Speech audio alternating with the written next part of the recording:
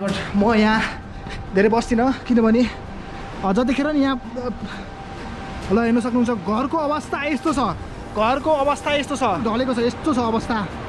ओ my ल किछु म टाढेबाट यसरी बेग यो खोला एकदमै सानो थियो पहिला, अहिले ठुलो छ।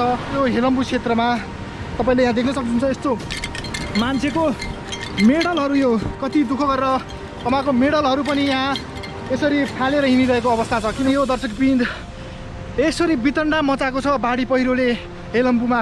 घर भयो अनि अरू सामानहरू यस्तै छ घरमा। कहाँ यो दिदी सबै खेतहरू थियो पहिला? हजुर सर, यो पर खोलो छ नि सर, हजुर यो खोलो अलि परबाट हिँड्यो होइन सानो, अहिले आएर यो सबै खेत थियो सर यहाँ। यो सबै खेतहरू थियो? सबै खेतहरू। तपाईँको घर कता थियो? मेरो घर ऊ पर दाइ सर, ऊ त्यो काठ भएको ठाउँमा? त्यो काठ भएको। तपाईँहरूलाई अब त्यही ठाउँमा गएर देखाउने छु त्यहाँको अवस्था, जहाँसम्म जान सक्छु त्यहाँसम्म गएर यो हेलम्बुको रिपोर्ट म तपाईँलाई देखाउँछु। दिदी म अहिले गएँ तलतिर देखाउँछु। दिदीहरूको घर बगाएको छ, शाखा दिदीहरूको घर बगाएको छ, अहिलेसम्म कमाएको सम्पूर्ण सम्पत्ति गुमाउनु भएको छ। निकै दुःखको रिपोर्ट लिएर तपाईँहरूमा यसरी आएको छु।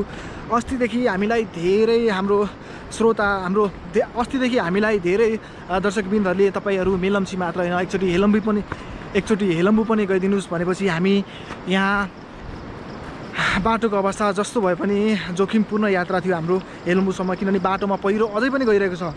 र म तल गएर देखाउँछु, यस्तो छ बाटो बिरालो है। तल गएर देखाउँछु कस्तो छ त्यहाँको अवस्था।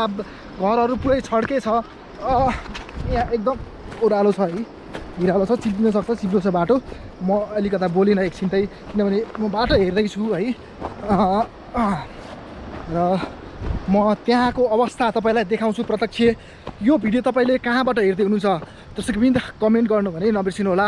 र अहिले हामी सिन्धुपाल्चोकको मेलम्ची खोला भन्छ तर हेलम्बुमा छौँ। मेलम्ची भन्दा 15 किलोमिटर माथि हेलम्बुमा छौँ र हेलम्बुको यो वडा नम्बर 2 गणेशी बगर भन्छ यो ठाउँमा आएर तपाईँहरूमा आज यो रिपोर्ट प्रस्तुत गरिरहेका छौँ। भिडियो अन्तिमसम्म हेर्नु होला। म तपाईँलाई रिक्वेस्ट गर्न चाहन्छु तपाईँले यो भिडियो सक्दो सेयर गर्नु होला, ताकि यो भिडियो सरकारसम्म जाओस् र यहाँ राहतको नाममा एकदमै कम राहतहरू आएको छ, किनभने बाटो एकदम गाह्रो भएको कारणले गर्दा धेरै राहतहरू मेलम्चीमा मात्रै गएको गुनासो यहाँको मानिसहरूले पोखिराख्नु भएको छ। यहाँ देख्न सक्नुहुन्छ तपाईँहरूले। म त्यहीँ गएर देखाउने छु, छड्के छ घरहरू, पुरै अवस्था एकदम गाह्रो छ। म त्यहाँ गएर देखाउँछु। त्यहाँ चाहिँ अलिकति जान पनि गाह्रो छ किनभने खोला बढिरहेको छ दर्शकवृन्द। म अघि त्यहाँ माथि टेन्ट थियो भने म यता तलतिर आएर तपाईँहरूलाई यो घटनास्थलको लाइभ रिपोर्टिङ गर्दैछु दर्शकवृन्द। हेर्दै जानुहोला। अहिले देशभरि बाढी पहिरोले एउटा वितण्ड मचाइरहेको छ। सिन्धुपाल्चोकमा मात्र मात्र नभएर चितवन, बुटवल यस्तो पहाडी इलाका धेरै नेपालको भूभागमा अहिले बाढी पहिरो आएर वितण्ड मचाइरहेको बेलामा हाम्रो नेपालीहरूको मन एकदमै ठुलो हुन्छ, हामीलाई थाहा छ। धेरै हाम्रो नेपाल सरकारको जुन अहिले सहयोग आएको छैन भन्ने एउटा कम्प्लेन छ। यस्तो कुरालाई चाहिँ नेपाल सरकारले पनि सुनिदिनु होला, किनभने जनताको मर्का भने जनताको समस्या समाधान गर्नको लागि तपाईँहरूलाई हामीले कुर्सीमा राखेका थियौँ है। यो कुरा चाहिँ तपाईँहरूले पक्कै बिर्सिनु हुने छैन। यो घरहरूबाट यो के कम्पनीहरू हो, पुरै यो कम्पनीहरूबाट मानिसहरू कोही छैन, सबै मानिसहरू माथितिर सरिसक्नु भएको छ। यहाँ कोही छैन यहाँ, किनभने रातिको बेलामा यहाँको अवस्था निकै झन् डरलाग्दो हुन्छ। यहाँको खोलाको तीव्रता झन् बढी हुन्छ। त्यही भएको कारणले गर्दाखेरि यहाँको अवस्था रातिको बेला झनै डरलाग्दो हुन्छ दर्शकवृन्द।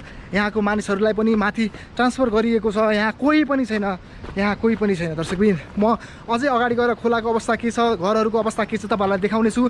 भिडियो निरन्तर हेर्दै गर्नुहोला। दर्शकवृन्द यही खोला हो, मेलम्ची खोला हो। तर यतातिरको बजार, यतातिरको यो ठुलो बजार थियो, यो बजार पुरै अहिले केही छैन। यहाँ खोलाको एउटा बगर बनेको छ, यो ठुलो बजार तपाईँले देखिराख्नु भएको छ। यो पुरै बजार थियो, यहाँ खेतहरू थियो, ठुलो व्यवसायहरू थियो, माछा पालन थियो।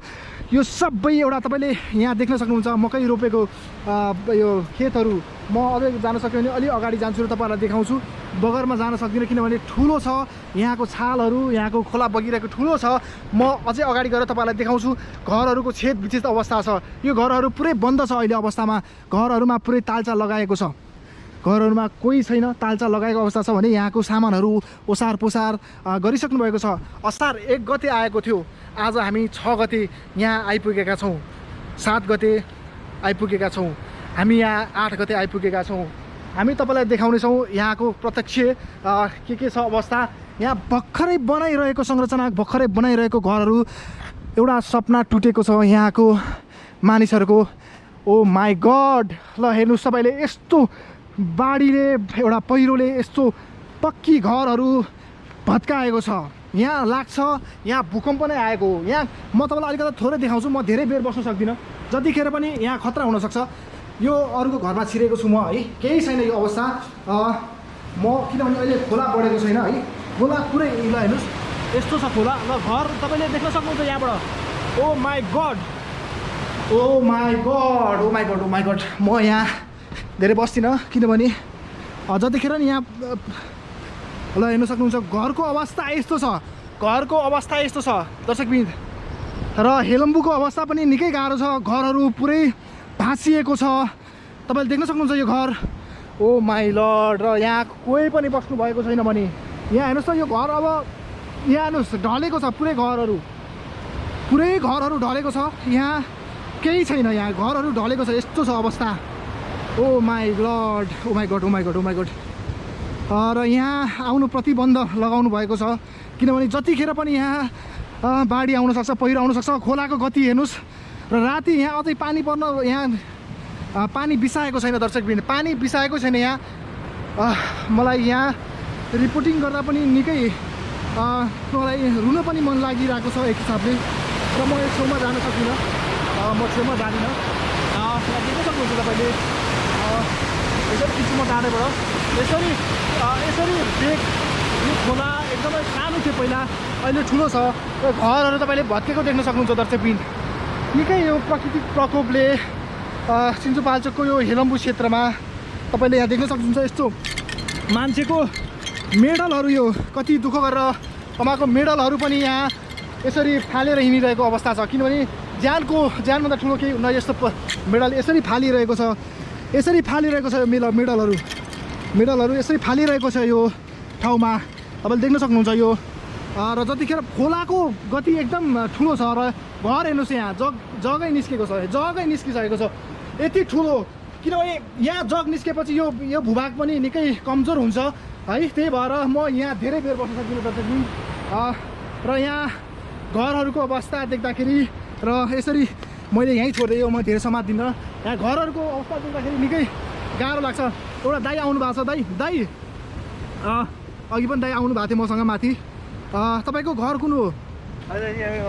यही घर हो, यो भत्केको घर। यहाँ आउनुहोस् त, उहाँको घर यो दर्शकबिन। यसरी वितण्डा मचाएको छ बाढी पहिरोले हेलम्बुमा। म एकदम भावुक भएको छु यहाँ आउँदाखेरि। म यस्तो हुन्छ भनेर कसैले सोचेको थियो होला, आज यस्तो भयो। दाइ कति भएको थियो, नयाँ थियो घर, कहिले बनाउनु भएको थियो? 4 वर्ष भयो। 4 वर्ष भएको थियो, अहिले टेन्सनमा हुनुहुन्छ। कति खर्च गरेर बनाउनु भएको थियो घर?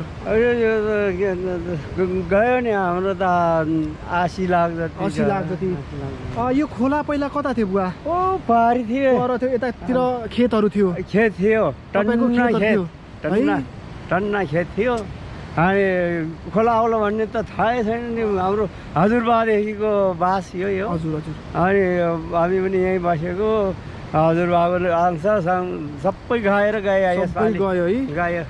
ओ माई गड, म एकदमै दुखी छु यो अवस्था देखेर। सिन्धुपाल्चोकको तपाईँ पहिरो जाँदाखेरि कता हुनुहुन्थ्यो भाइ?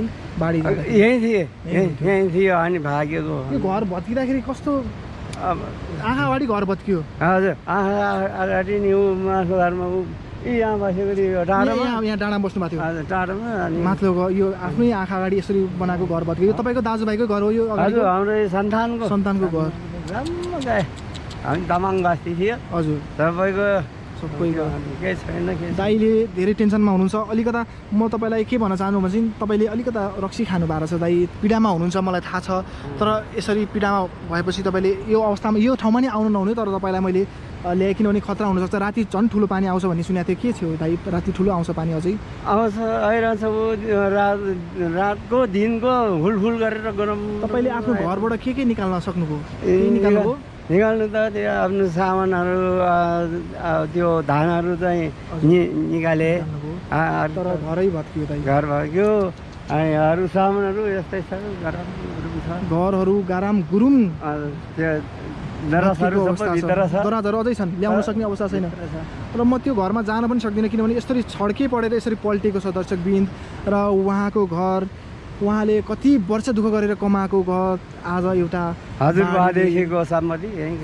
गयो जग्गाहरू कति थियो दाइ जग्गा छहरू पनि थियो छहरू पनि गयो सबै यो पहिरोले लग्यो पहिरोले मकै यति खानुमा पाउने मकै खाइसक्यो अझ गयो धान थियो यहाँ पहिरो आउँदाखेरि मान्छेहरू कतिको भागाभाग यस्तो हो हल्ला कस्तो भएको थियो त्यतिखेर कस्तो थियो त्यतिखेर सबै कराएर ससी गरेर बडा माथि भाग्यो हजुर दाइ अनि सामानहरू भोलिपल्ट पो अलि निकाल्नु सक्ने सक्यो निकाल्यो अझै पनि यहाँ कति जतिको सम्पत्ति छ तपाईँको यहाँ दराज खाट फ्रिज 3-4 लाखको दराज नै थियो 3-4 लाखको दराज नै अनि अर्को सामानहरू यी सब सुन चाँदीहरू निकाल्नुभयो पैसाहरू तिनीहरू निकाल्नुभयो दर्शकबिन यहाँ निकै काली लाग्दो घटना घटेको छ हेलम्बुमा यसरी घरै भत्काएको छ र यहाँ दिदी पनि आउनु भएको छ दिदी यहाँ नआउनुहोस् तपाईँ किनभने राति पानी बढिरहेको छ छाल बढिरहेको छ म पनि धेरै बस्दिन सक्दिनँ किनभने राति यहाँ अझै पानी परिरहेको छ माथितिर हामी माथि गएर कुरा गरौँ दाइको घर पुरै गएछ म यो रिपोर्टिङ गर्दा पनि दर्शकबिन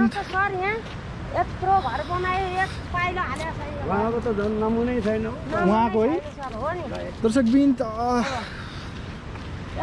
यहाँ के थियो कस्तो थियो दिदी अलि छिटो हिँड्नुहोस् है धेरै बेर बस्न सक्दैनौँ हामी किनभने म यहाँ एकदम यहाँ खोला बढिरहेको छ किनभने तपाईँले देख्नु भइसक्यो यो जमिनमा पनि हामी हिँड्न सक्दैनौँ कि किनभने यहाँ हल्लिएर एकदम यहाँ जमिन कमजोर भइसकेको छ र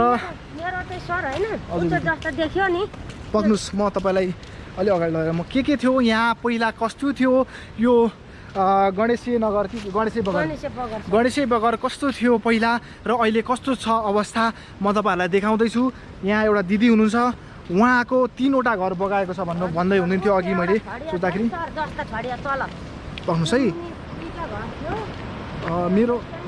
म अहिले यो अलिक सानो क्यामेराले गोप्रोले खिचिरहेको हुँदाखेरि कहाँ यो दिदी सबै खेतहरू थियो पहिला हजुर सर यो पर खोलो छ नि सर हजुर यो खोलो अलि परबाट हिँड्यो हैन सानो अहिले आएर यो सबै खेत थियो सर यहाँ यो सबै खेतहरू थियो यो सबै खेतहरू तपाईको घर कता थियो मेरो घर उ पर दाइ सर उ त्यो काठ भएको ठाउँमा त्यो काठ भएको उत्तैपट्टि छ नि जस्ता मात्र त्यहाँको घर यहाँ यहाँसम्मको घरहरू बगाए सबै तपाईको भनेपछि खोलाको छेउमा थियो घर हजुर उ खोला उता थियो सर त्यो खोला बगिरहेको खोलाको छेउमा यतापट्टि घर थियो उहाँको मेरो घर वहाँ हो अनि